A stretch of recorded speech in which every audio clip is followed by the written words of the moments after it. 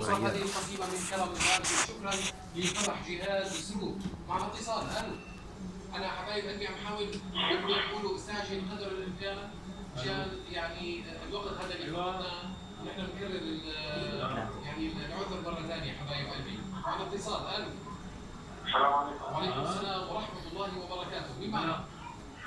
محمود الصاحب. مين؟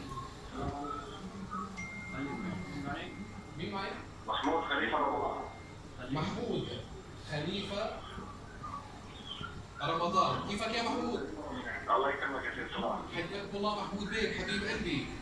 الله يحفظك يا رب. يخلي لي اياك. اخي محمود، طرحت بالسؤال الاول انه ب 17 رمضان قالت لي غزوة بدر، ما هي؟ نعم. مضبوط الكلام. طيب بدي اطرح عليك سؤال، من كان قائد المسلمين في غزوة بدر ومن كان قائد المشركين؟ خبرني. كان النبي صلى الله عليه وسلم كان قائد صلى الله عليه وسلم. سيدنا حمزة اللي قام بنفسه صفوف المسلمين.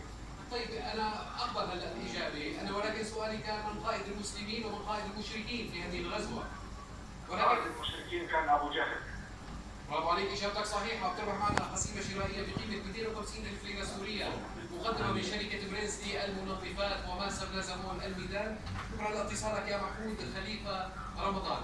حبايب قلبي، نتابع معكم في هذه المسابقات ولكن في عندنا فاصل اعلاني قصير وبعدها نعود ان شاء الله.